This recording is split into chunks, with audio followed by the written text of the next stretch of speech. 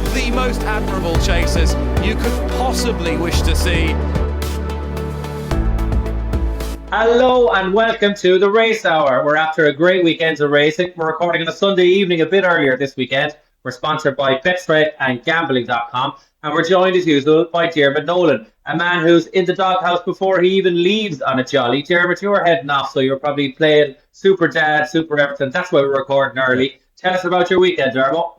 Yeah, I am the reason why we are recording Sunday, because I'm in Malta next week now at the Sigma gambling conference. I have to now really act like a really good dad now. This weekend, it's all jobs are mine and everything else. Just to make me feel a little bit less bad about being away next week, Cass. Yeah, dad of the year who isn't putting his child to bed at the moment tonight before he goes away on his trip. And we're also she's sorry now. She's battered in bed. The whole lot's done. Okay. I'm very sorry. Yeah. Another super dad who abandoned his family for the day today was Tony Keenan. Tony, you were in Naas today. What kind of a day had you? Yeah. Not too bad, Stephen. A friend of mine had a runner down the Brown Lad natural look. She was a little bit disappointing. I suppose the soft ground, I think, is what she's been waiting for. She's one of many, I'd say, that's waiting for soft ground. A lot of summer horses, autumn horses kind of hanging on at the minute, and the winter one's not coming out, but I'd say she's due a break. But nice day down there. It's not too many there, but some good racing. Marine National was interesting. I think we're going to come to him. And come here, the race we're talking about, Natural Luck made a mistake, and the same hurdle you tipped in your column on Sport and Life. You tipped Sir Alan, well back, followed you in. He kind of got shuffled back or something, the same hurdle she made a mistake. And he could have won the race, bar that. Could be, you're probably going to get to him, I suppose, maybe the eye catchers. But Sir Alan definitely wouldn't watch those handicap hurdles. Yeah, he's the one for the track, but we'll mention him when we come to that. Oh, yeah, that's completely ruined that. Yeah, we won't start again because we all have children in bed. Okay, so Tony, we're coming to you first. So the way we're going to run the show is we're going to do the weekly review, notebook horses. We're going to talk about the stage 8 division, and then we're going to have our weekly talking point. Now, Tony, Clonmel on Thursday is our starting point. You have a couple of things to say on that? Yeah, so the two good races, the two black tape races are the ones to be talking about. Two races run in kind of contrasting fashion. You had a very steadily run mare's chase, and then you had a Helter Skelter gallop in the Clonmel Isles. Just the mare's chase, like obviously the big talking point is Allegory de Vassie's performance or lack of performance, I suppose, at this stage. Like, our inconsistency, it's just a massive thing at the moment. It's run to run inconsistency, but then it's nearly jump to jump inconsistency with her too. She's throwing in mistakes left, right and centre. And I suppose maybe people will be intending to put her in the bin after this, but the only thing I'd say about that is Willie Mullins. You just never know what he's going to conjure out of her the next day. The mare I was kind of interested in out of it was A Law of Her Own, Peter Fahey's mare. I think he was asking her a bit of a question, run her over 2.5 miles. I don't think she really stays it, even in that steadily run race. She didn't really stay it. She kind of faded between the last two, but her jumping's been excellent. She's also a novice in there. Against the more experienced mares. I think if they can get her back to 2 miles, she'll definitely win a mare's beginner's chase. Peter Fahey even is an interesting discussion point in himself there. Man that probably about it, has been having a bad run there for a long time. Lost a few horses with the Basil Holian horses. I thought he was hard done by on that, to be honest. Although the success of some of them since maybe would disprove that, but he's back in a bit decent form there at the moment, having a few winners. I think if he can get her out on half decent ground, she can win a mare's beginners. Then the big race as such, I suppose St. Sam is one of these summer horses, autumn horses that's hanging in there a bit. And look, he's a great pot hunter at this stage. Set a very strong gallop, jumped well in front, born solidness off. And then Fieldor was the apparent eye catcher in second. Now, I'm fairly strong on this. He is a complete and utter trap of a horse, this Fieldor. I got born with him last year. I born with him a bit as a novice chaser.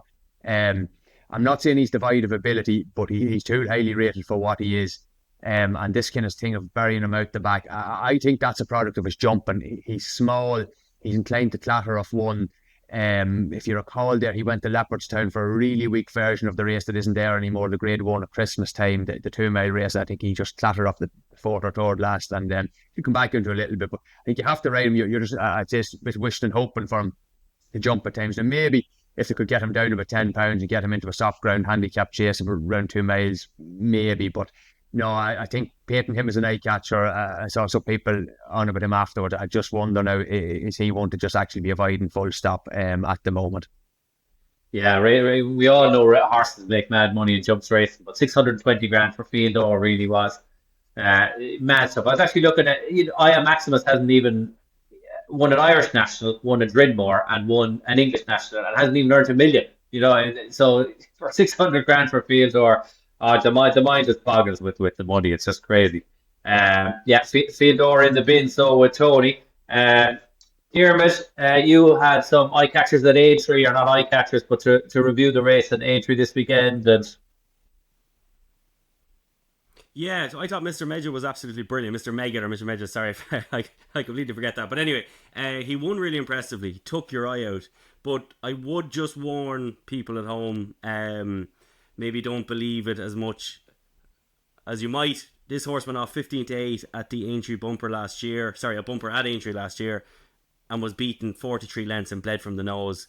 John Joe O'Neill rode this horse very much on the bridle. The horse won really well. Afterwards, all over Twitter, all I could see was people saying that, this horse now is a supreme horse. This is a really, really top quality horse. Sometimes these horses that they're scared of putting into the red, or, as in like the old petrol gauge, the jockeys overly mind them, and as a result, the horse can seem like they were far more impressive than they actually were. He was really good, please don't get me wrong. Really competitive race. He absolutely laughed at them, but I just wanted to warn people that he could go off now very short next year for like the old Betfred hurdle or something like that, just like Soaring Glory did for this yard. And I know he won it, but this horse, I just would be worried after that so early in his career, Cass. I would be quite worried now about Mr. Meggett. He's bled that early in his career. yeah, 6-year-old as well. He turned 7 in January. He'd be going for something like a toll work. Maybe a 7-year-old novice. You'd wonder with him. Anthony Elstermo over the weekend. You were obviously watching Naas today, and some good races at Naas today. But Marine Nationale, what do you think of him finishing second? This was the horse we had this was the horse you and I went to war about nearly, and the in our DRF preview last year. I loved him. Like, I thought his performance now in the Supreme Novices Hurdle was outstanding. I thought this horse kind of had the whole kind of world at his feet, but it's just his breathing is in tatters. He looked the winner all end up, and then 2 out, he just completely flattened out. Darragh O'Keefe gave the winner a nice ride, and the winner, he's a nice horse, but God Almighty, he's not a he's not a 170 horse. So it's just an awful pity. It's very sad when a horse like this doesn't quite get there, and to me now, Marine Nationale, it just doesn't look like he's going to fulfill that promise. And you always say it, Cass, as well, that it doesn't mean that he wasn't a great horse. There's just something wrong there. The way he cocks himself and everything else, there is just something physically wrong there, isn't there?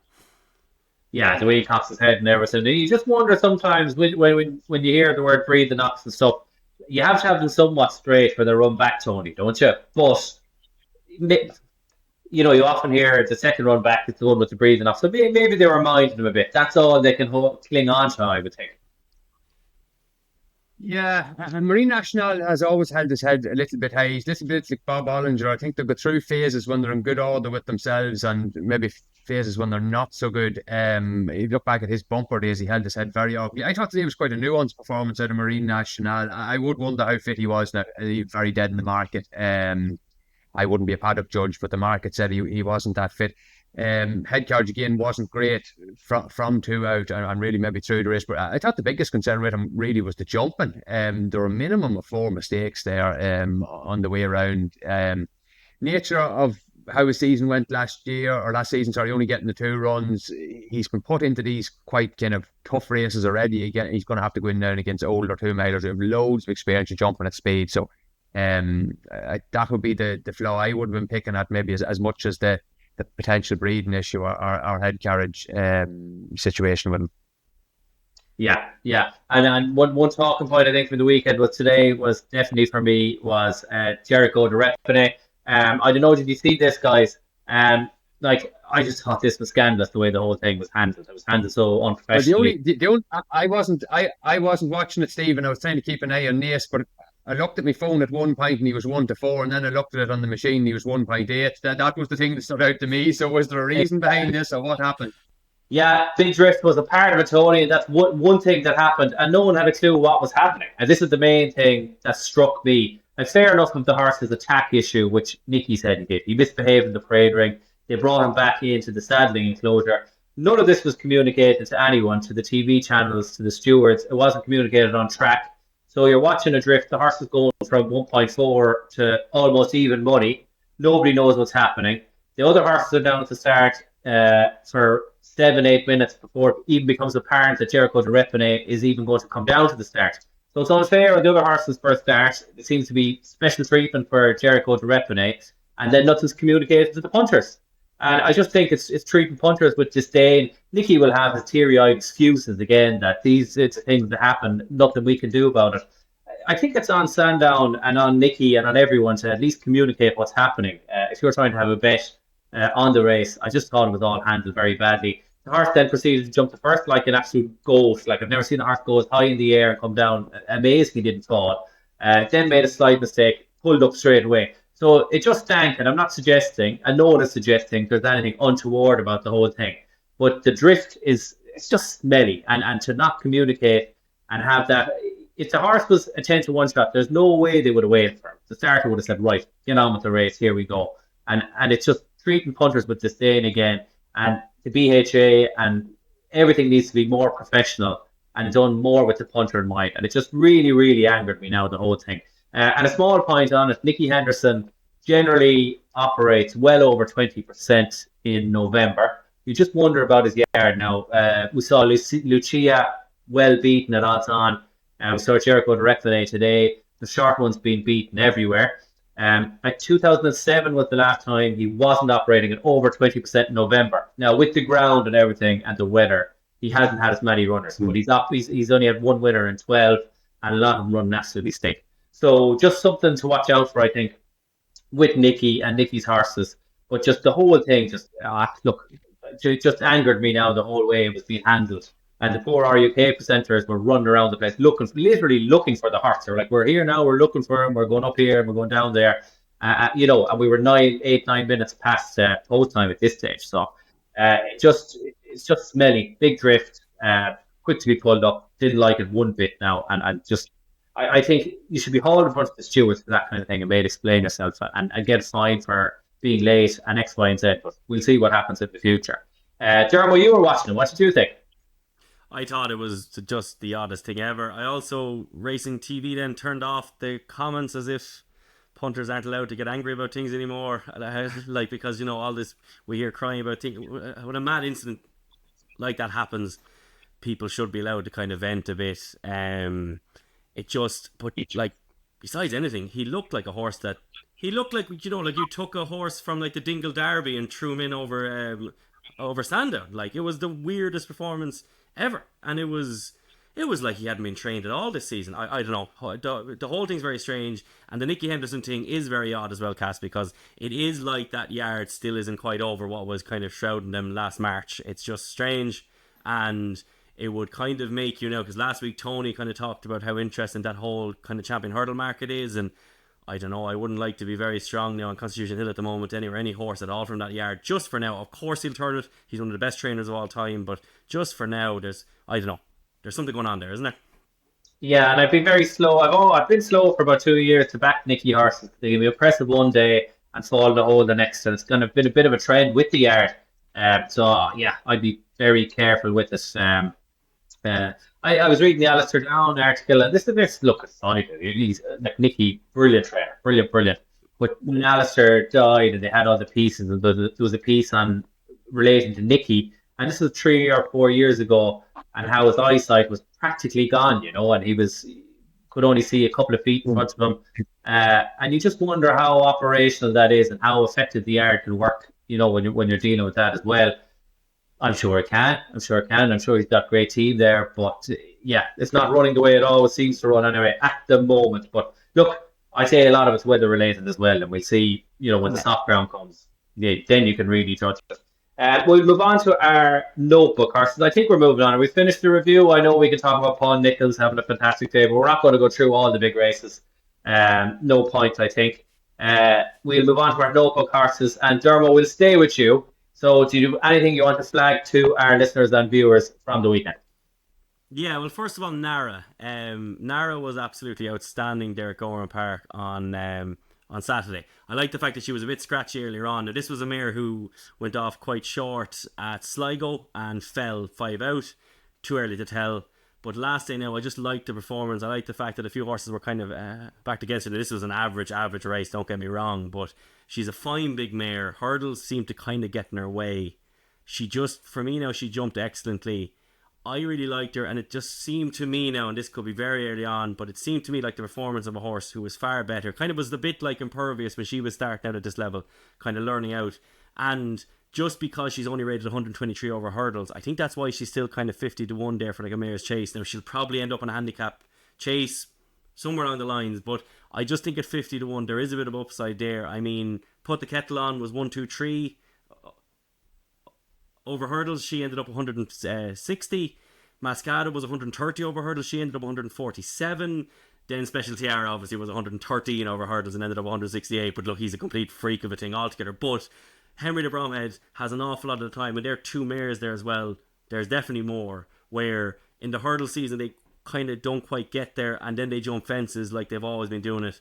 First day out, obviously, she fell, which kind of belies that, but still, the last day, watch her over the last 3. She's still learning away. She goes left 3 out, then centre, she kind of straight herself up. She's a big raw thing altogether, but I think there's loads of ability there. And at 50 to 1 for a mare's chase, which is out there, I think it's well worth a tenner. And thing there, then the other 2 was, I think, must be obeyed from that race that Tony was talking about earlier. I think there's a definite kind of handicap chase in her. She probably should have won here in Pink in the Park beat her, but definitely won there. She was second at Punchestown last year. There's just a big race in her. But last but not least is I really like Gustavian, who finished behind Al Dancer there in the Badger Beers race. This was a horse obviously tipped up by Alice on our Friday show, obviously, and Al Dancer and Callum Pritchard. This was just absolutely brilliant. And like was just absolutely outstanding then, but this horse behind travelled the whole way through, was trying to kind of to get into there, and then hit 4 out, and then the horse kind of hampered him as well. He still plugged on really well. This horse has a big race in him. He just needs it to kind of fall here, and the horse from the front just didn't stop. It was a brilliant performance, but he's definitely won as well, Cass. Super, fair play, Dermo. I'm sure that Tanya Stevenson will love being called Alice by you there. Alice, enjoy that. Alice plug. That's disgraceful behaviour. Oh my god. No. Poor Tanya. Tanya, that's the joke as well. Literally our goat as well, for fuck's sake. Sorry. Yeah. Well, Tanya will be on the tipping pot this Thursday, coming for the Paddy Power Gold Cup. I'll just give one quickly, because Tony, you'll have more to say on the eye catchers than me, having been at Naas and everything. A horse called Passing Well, second to Sandown today, over 2.5 miles. Reading the Jamie Snowden stable tour before the race, I had a quick look.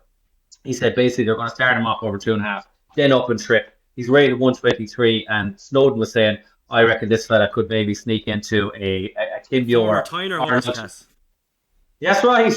With Robert Tyner, yeah. Second in a Punchestown bumper for Tyner was sold for 180 grand. And then Jamie Snowden is boasting about this fella's won 2-3 races first year. He's won about £11,000 back at the 180 grand. But anyway, he could be going for a big handicap in England. He'd have to go up at least £10. Stayed on really well. Like he was kind of not buried today, but he got a handy enough ride. Stayed on really well for second. I think when he goes up and trip, Passing Well would have a handicap in him at a Saturday race like Ascot or somewhere, and he'd be definitely one to watch. He's my one. But Tony, I'll pass the baton over to you. You take the floor and talk about your eye catchers from Naas today. Yeah, but just not to piggyback on what Jeremy is saying there, Nara is another one of these 4-year-olds from last season, so that's a possible angle there to be interesting. And just on Must Be Obeyed, to me, she's a specialist right-handed horse, possibly stretched by 3 miles. The race for horse, the race at Fairyhouse, the Drainmore meeting, there's a mare's handicap chase there, but just left-handed, I wouldn't really want it to do it, but right-handed, different story. I love the way you assumed the fact that I was racing today, that I'm actually going to know something, because quite the opposite is probably the case. My eyesight wouldn't be an awful lot better than Nicky Henderson's, to be honest, so I'd have to come home and watch the replays back. But anyway, I'm just going to go for the obvious one here, Sir Alan. Just to give the back case on him, he was to me a fairly big eye catcher in the Fred Winter the year he ran it. He got an awful bet from the English handicapper for that relative to the couple of horses that he beat in Nace in the kind of qualified race for that finished first and second, the Fred Winter, Jazzy Matty and Baker. Made an awful mistake, I think, at the second jump and just fell asunder. Made a move back into it, another horrible mistake, 2 out, and ran really well. Then last season, it ran him in some strange races last season, conditions races where he hadn't a hope. But the two realistic handicaps that he ran him, and I thought he shipped well. Limerick at Christmas kind of looked like an insufficient test, and then in, oh God, who sponsors this race now? The big 2 mile race at the Dublin Racing Track. I think it's some Windows Crowd Timeless Sash or something like that. He was up near the pace and kind of did best of those that were on the pace. Anyway, he was off after that, been in good form in the flat, and then he pitched it up today in this 2.5 mile race. And look, some of it was his own fault now because his jumping is very upright. He kind of raced in rear of mid-div. The jockey, I think, really wanted to have him in fourth where first there was. But then he's done something just lunatic stuff, kind of turning in there. The track is opened up and he decided to go around the inside. Like this is Ireland. Like he's just going to get his snout chopped off, which he did. Still travelling well, kind of coming to 2 out. Another bloody upright jump at the second last, and he's just kind of powered home from there. So yeah, he just looks well handicapped. Track position wasn't great. Nace is a front runner's track, definitely on good ground in the Hordies track. I think it's for a stiff track. I think when up there is a kind of a massive plus.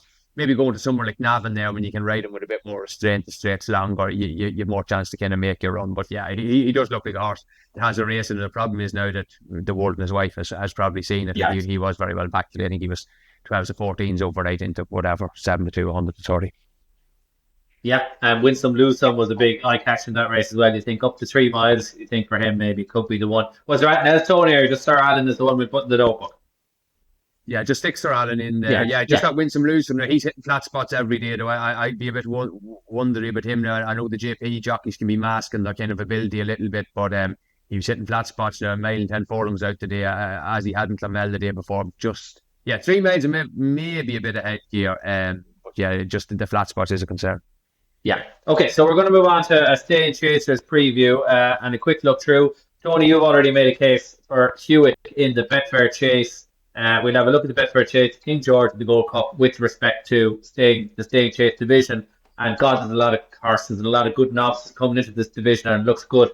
The Betfred Chase, Tony, I had a good look at it today. A horse I'd be really keen to take on is Grey Dawning. I think that Turner's, there was no Irish challenge in effect in the Turners. Pascal Vega didn't run this race, and there was nothing else in it. So Ginny's Destiny and Grey Dawning, if you go back through their form, they've basically just been beating each other. And have never really taken on good Irish horses.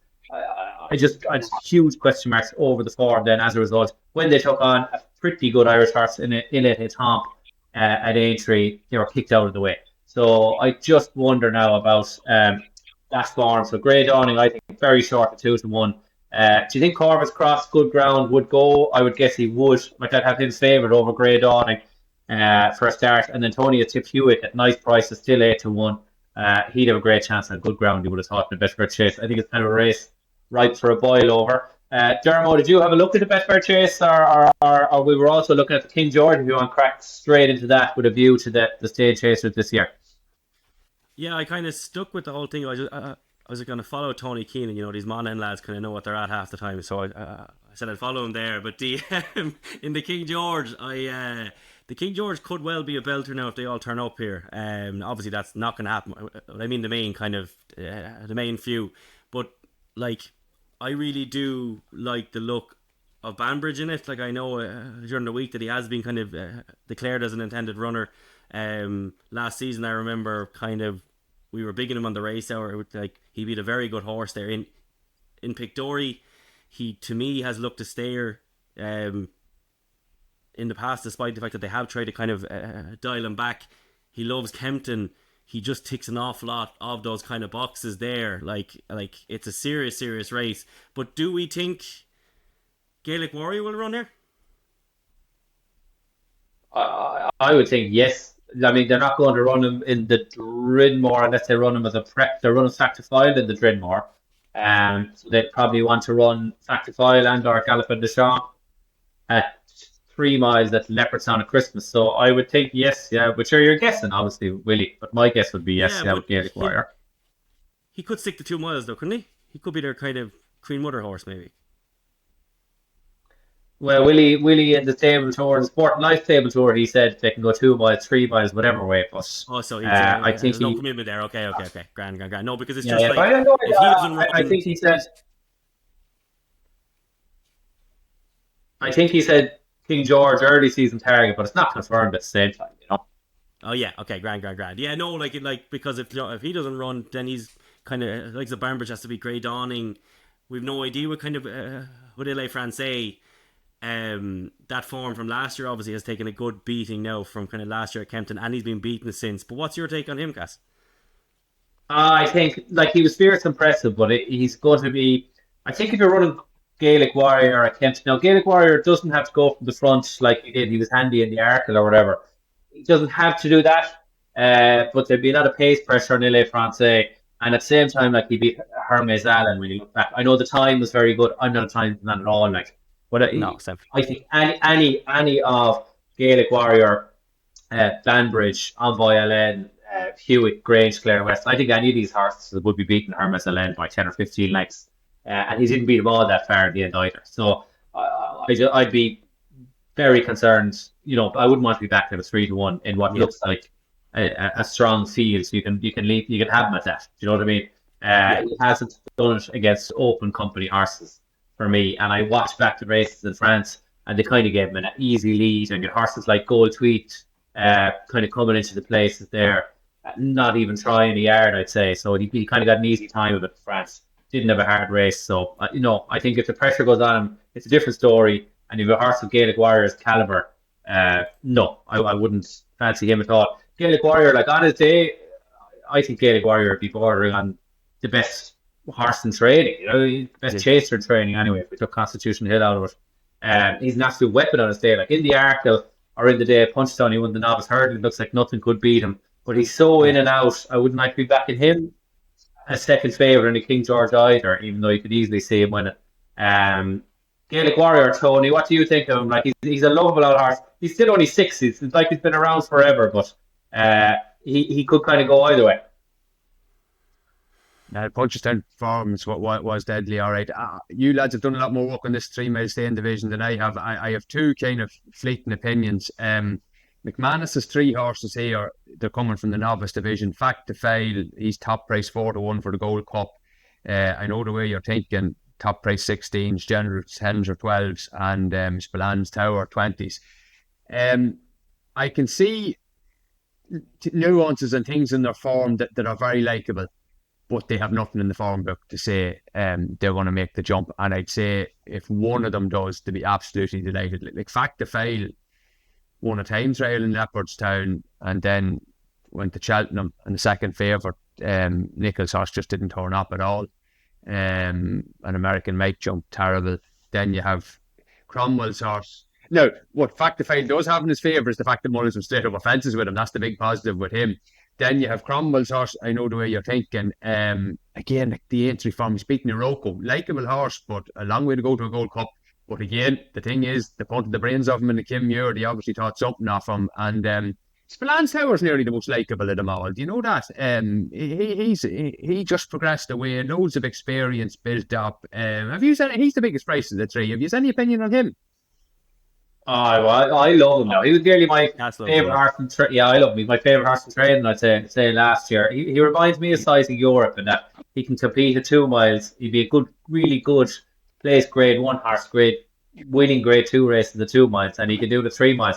Like I thought he won a Punchestown very easy over 3 miles. And he's such an efficient jumper, the way Sizing Europe was. Really reminds me of him. I actually rang Jimmy Mangan on him on Friday, knowing that we'd be talking about this division, and I ought to do a preview with Jimmy Mangan. He's a lovely fella, Jimmy. He's a real character. So I gave him a ring anyway, and I said, Jimmy, what about this fella? I know you can't tell me much, obviously, given the connections, but what's the story? And he said he's grand, he's flying at home, but he likes to gallop his horses on grass at home. Hasn't been able to do that with the weather, so he hasn't been able to get much into him. And he said he will probably start back even at 2 miles if they have to, which wouldn't be overly encouraging for a Gold Cup prep. And he said the dreaded R word to me, Tony. He said, and the Ryanair is always there. So I just look, they haven't made their plans yet. And if he goes and he's given a chance in Leopardstown at Christmas or something, and he wins, of course he'll be going World Cup. But I get the feeling that they've earmarked Back to File as being miles better than the rest of them. And while he might have it in the form book, Willie is saying already that Back to File is going for the John Durkin, and he's going to Leopardstown at Christmas. And I think that's a huge statement of intent when you have Gallop and Deschamps there. And Willie, interestingly enough, on Gallop and Deschamps, we haven't even mentioned yet when we're talking about a 3 mile stay in shape division preview. Willie said he missed a couple of weeks a few weeks ago, and whether he gets to the John Durkin will decide whether Paul says he's ready. Now, years and years of reading between the lines of Willie Mullins. Once there's any inkling at all, there's no way he'll be running the John Durkin. So already the prep is different. Now, he said the horse is absolutely fine, and I'm sure he is, but he's Back to File is going to be the John Durkin horse, and then you're leading into Christmas. Would they launch Gallop and Deschamps straight into Leopardstown at Christmas then against Back to File? Knowing Willie, again, I would guess not. And maybe he'll end up in Tremor on the 1st of December. Gallop and Deschamps would be a way it could go. So I just think, and I thought the way Back to File won in the Brown Advisory last year, I know it's a stage Tony was stay away, faith all the way, but he was in Mark Welsh's hands the whole time, jumped like an absolute buck. He was a bit too free at that, that'll be the worry. He might be a bit too quick or a bit too buzzy for a Gold Cup. But the way they talk about him and the way he took, I thought he was unbelievably impressed today in Leopardstown and Cheltenham. So, I'd rather be backing him to win a Gold Cup now, I think, than Gallop and Deschamps, but I'm not going to back either. Force one. And the way Willie talks about him, Cass, as well, is just, like when Willie talks about a horse like this, it's very rare. I think Facile Vega is one of the only ones I can remember that Willie talked up an awful lot and didn't quite get there. You know what I mean? As in, like, of late, as in talk to it to that kind of a level. Facile Vega was obviously just kind of never got there. But this, the way he talks about Back to File is monstrous. Absolutely monstrous. And yeah, I just kind of reading there. But like, again, like we haven't talked about Gallop and Deschamps, we haven't talked about Fast or Slow as well, who could be anything.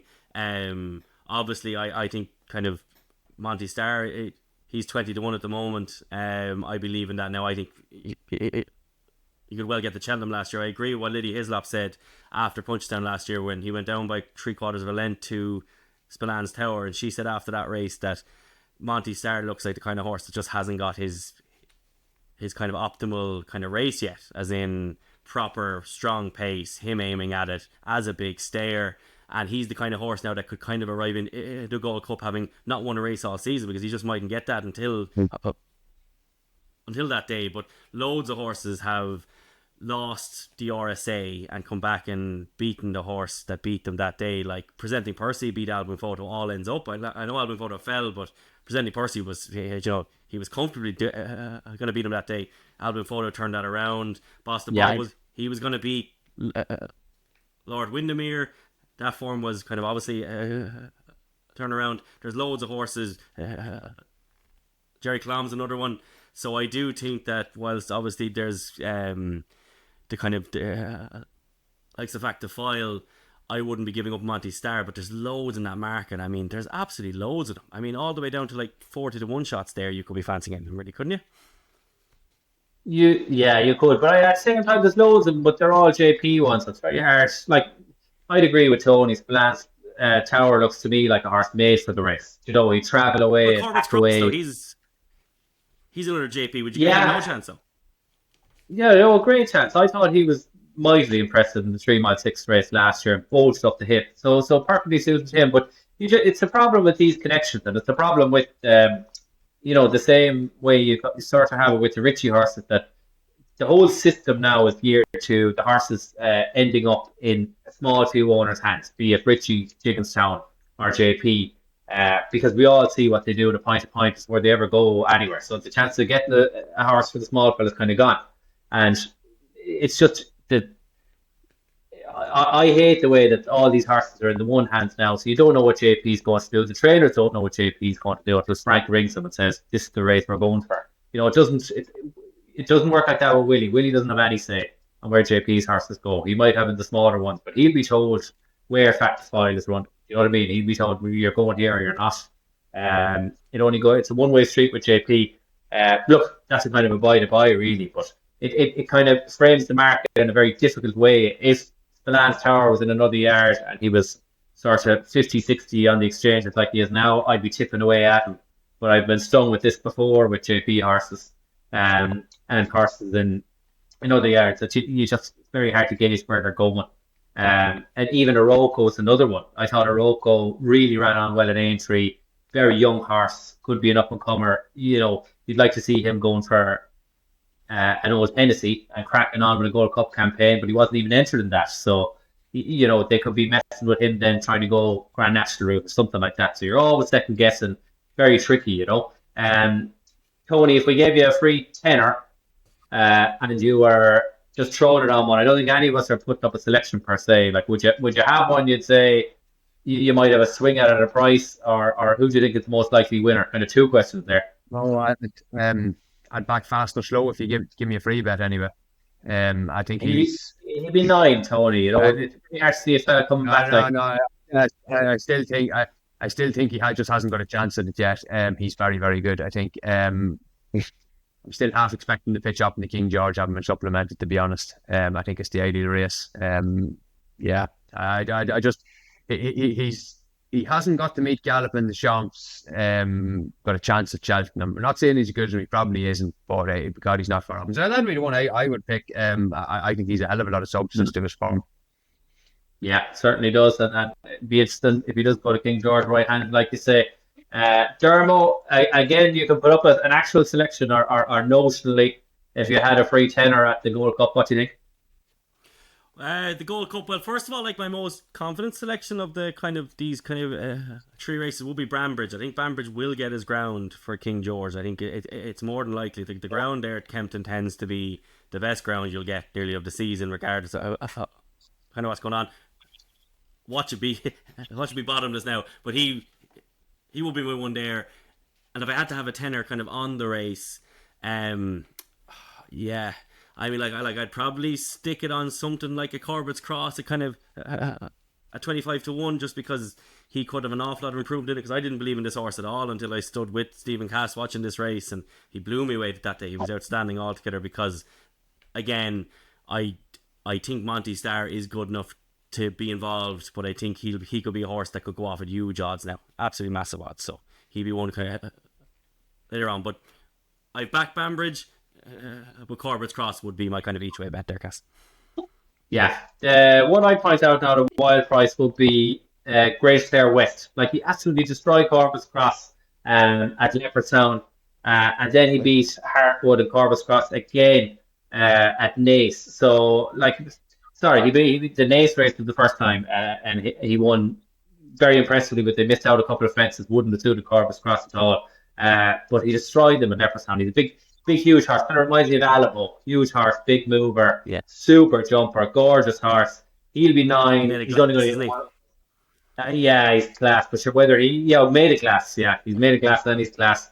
And I'm Stephen Cass. But yeah, whether he gets there or not now remains to be seen. But if you were to give me a tenner now at 33, I'd probably chance him, because his ceiling is anywhere, really. He looks like an absolute weapon. So that's the Stage Chase division. It's a very exciting division this year. We have the Betfred Chase the weekend after the one coming. Then we'll have the John Durkin. Then we'll have the King George. Diarmuid Nolan fancies Banbridge, and you can certainly see that at 40-1. And we've gone through the Gold Cup. So all good there. We're going to move on to a talking point, and Tony Keenan is going to bring us through a few points about betting horses at this time of year. So early, late autumn into the winter. Tony, you wanted to touch on a few trainers to follow and a few trends to watch over the years? Yeah, well, trainers to follow and things like that. Yeah, I do think November and horses coming back up breaks is a kind of a tricky time. Like, just comparing it with February, say, right? I just had a look at this. Like, in February, we're looking at the last 5 years. Like 10% of the horses that ran in February in the last 5 years in Ireland were coming off a 100-day break. And in November, in the same period, it's like 23%. Like, there's a huge amount of horses coming off breaks. I think it is difficult, because you're guessing with fitness, and the kind of information boys do have a bit of an edge. The people who know how far along they are do have an edge. And you do need to kind of tread carefully. And to be honest, I probably do try. I would find this time of the year, maybe, I think I was at base there today at Gorham Park yesterday. I'd a lot of small bets, but nothing really too strong. But there are kind of ways around it. I do think trainer comments can be useful. Market information can be useful, and trainer angles and things like that, and maybe and paddock stuff and things like that also. There's about 4 different things. I just say a bit on each. The trainer comments can be informative. Like, you have to know who's accurate and who's a liar. You know, that's just people. Who's a liar, Tony? But also, which name the liars. I'm not naming any liars because I'm not going to be sued. Do you know who tends to be quite honest? I think Gordon Elliott is one of the better interviews. I think by and large, a lot of what he says actually can be taken at face value.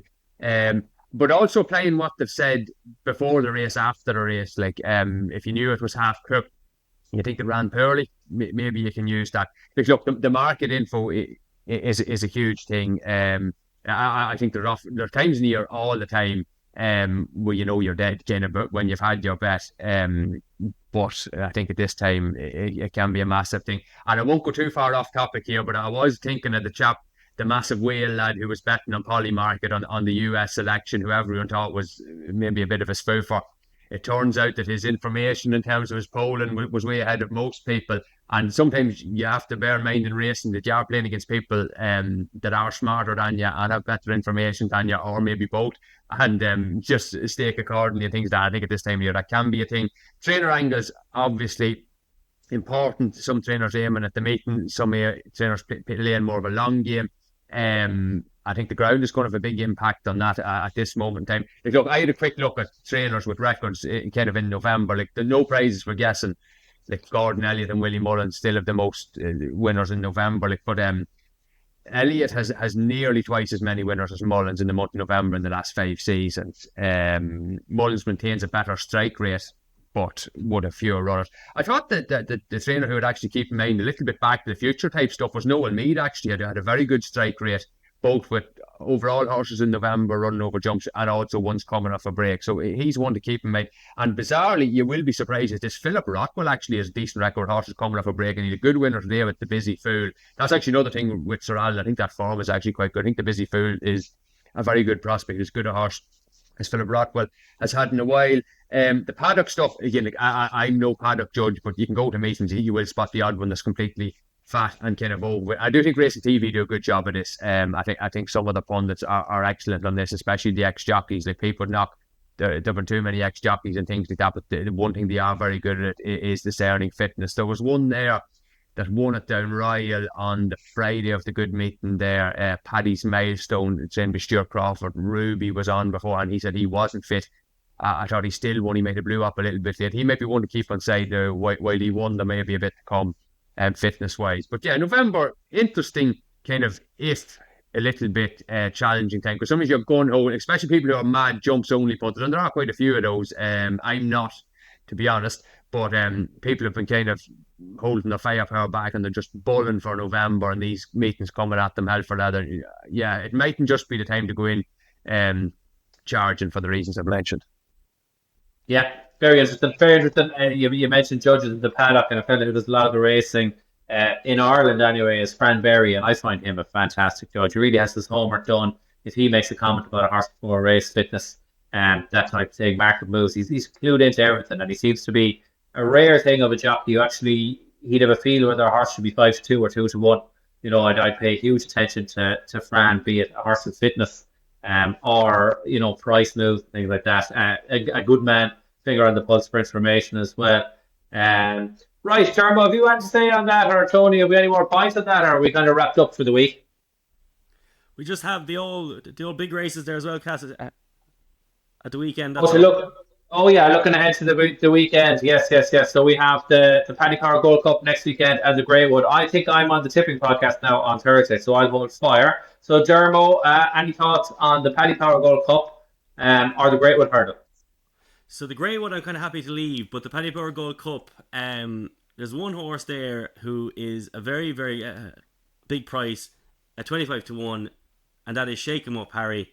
I think too often, from a place point of view, too often he's only up £6 because the handicapper in the UK doesn't hammer their horses anymore at all. He's only up £6. He was brilliant at Cheltenham. He held them off. He got to the hill. He looked like he was dying. I think he was dying for company because the second they kind of got there again, he came way off his line and he still won. He's only up £6. And Ben Pauling, absolutely cracking trainer. This horse, he improved last season. And too often in these big field handicaps at Cheltenham, we do forget that it's a really specialised type of race. These 2 mile 4 races around Cheltenham, we always forget. That's how specialised. Il Rodotto, he runs every time, he places every time. This horse could well do the same, but he's in love with the place. His last 2 wins have both been there, and over this course and distance at 25-1 cast. Sometimes the obvious ones for some reason get missed in these markets, especially when they're 10 years old.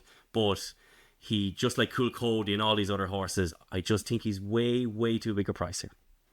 Okay, Tony Keenan, I'm guessing you've nothing here for the Paddy Powerball Cup or the Great Was, or am I wrong? Yeah, look, I think everyone knows that English racing isn't really my thing, and that's nothing against it. I actually think that their handicap chases are absolutely the best part of it. I think the brilliant races here, week to week or every fortnight, even the weekend there, you cracking race at Wincanton and Aintree there, really good stuff. I do have some views on this Paddy Power, and it's just from reading other people, to be honest. Palomine there, Andy Gibson, very good English national hunt judge. He kind of writes a book of eye catchers now. It's way more sophisticated than eye catchers, but he's 50 horses there of note. But Ginny's Destiny was one that I was just reading his passage on it here. Very, very interesting because connections have contradicted this, and we'll see who's right. He has a quote here just about Ginny's Destiny, and this is from Nichols after he won his second start last season. Nichols saying he jumps and gallops, but he needed the run last time, and he is a horse that will always need a run. But this horse is 7-2 and a favourite for this race next week. Before I was chatting to you, I was reading on the Racing Post, Harry Cobden saying he can't wait to ride this horse. He's very fit. Now, I'd say someone's going to be right and someone's going to be wrong here. I would lean towards he's a fairly ordinary favourite now at 7-2. I actually like this horse. I think he's a brilliant jump over, a brilliant attitude, but maybe second time up and onwards is the time to catch him. Of some of the others there, I think James hit the nail in the head there. To me, what wins these races, or what always a bit of value in these races, the horse coming back to them again. Il Rodotto has to be interesting. He's dropped a fair bit in the weights. Like he was second to Fugitive. Hell of a ride from Bryony Frost in that December Gold Cup last year of 143, and now he's down to 138. Thought he showed a bit of a pulse the last day. In Excelsius Dio was a really interesting horse. One of the strangest bit of placing was enter and run him in a Galway plate over the summer. He just hated the place from the first couple of it. I don't know what they were doing. But maybe back to Cheltenham, he won really well at the April meeting there. I think he's probably more of a 3-miler down the line, but yeah, he's kind of interesting. And another one there who won in Ireland, who I kind of kept a little bit of an eye on, was Madara. Won at the DRF and then went to the Grand Annual, was kind of centre favourite or close to favourite. He still had a chance. I think he made a back, was it 3 or 4 out? He was still travelling well. 3 out, yeah. 3 out, yeah. Yeah. He looked the kind of horse. He was only 5. He's open to improvement. He looked a strong steer at 2 miles. Maybe he'd be better at 2.5 this season. And again, he's at a prep run where I presume it was just a prep run. So I'd be kind of interested in him, probably against Ginny's Destiny. The Great Wood, I think I'd be keen maybe to play the 4-year-old angle in the Great Wood. So I know Bordet Road is the obvious kind of hyped horse, reputation horse, whatever. He'd have a chance. I think there are 8 4-year-olds in it. They're all English bar Toldstone, belonging to McMullins. The one horse is kind of slightly interesting was Paul Nicholls' horse, especially with the yard after coming back into form, and this horse already in the prep run. Liari, he was very well back in the Fred Winter last year. I think it went off 9-2. It didn't really happen for him, but yeah, I'd say he's been trained into it nice. He ran at Chepstow. There might be a horse to keep an eye on. But yeah, it's terrific racing. Although I see Gordon Elliott was given a short shrift today. Now he was asked would he have many runners. He said no, too much. He made a few on the Friday, but too much prize money at Navan on Saturday and Sunday. He must be adding it up already, thinking well he's not going to event and to go at all. Okay, Irish racing expert Tony Keenan clearly gaslighting us there. I set him up there thinking he might say no, move on, and you basically gave a 10-minute Shakespearean monologue. So, Tony, you're after embarrassing us all enough for one day with your knowledge, and don't ever say again now you don't know anything about English racing. I don't want to hear it. We will be back We will be back on Thursday with a preview pod. It might be out Friday now, but hosted by Tom Lee. I'll be on. Tanya Stevenson will be on, amongst others. We've been sponsored by Gambling.com and Betfred. Actually, one thing I wanted to just clarify now at the end before we've done all that. We are going to be much clearer on what we're tipping and putting up as tips. I have none of my selections to put up. Last week I put up Midnight River for the Cargo Trophy. Tony put up Buick, and Dermo, you put up Cargisi for the Mayor's Chase. Dermo, Tony, I don't think you maybe had one now this week. So Dermo, do you want to put up any of the ones, Banbridge 14-1 for the King George, or Nara 50-1 for the Mayor's Chase? Yeah, so look, I've backed Nara at 50-1 for Mayor's Chase. I've backed Banbridge, and I've also backed Shaken with Parry. So they're the three. We put them all in. Yeah, but just to kind of make this easier, let's. I'm back from Malta on Friday, so I will actually build a sheet online, a Google sheet that people can just pop in and out. And no, we always hear this stuff off you, Dermo. I'm doing this. I'm taking control of this and managing this, and we'll post it because you won't actually do it, and we all know that. So that's the reality of behind the scenes race. Yeah, I will post on extra selections today weekly, and we can see how we're going. So that's it from the Race Hour this week. Thank you, Tony Keenan. Thank you, Diarmuid. Thank you, Betfred. Thank you, Gambling.com, and we will chat to you all next week. Relentless, remorseless, and pounding Cheltenham Star into submission.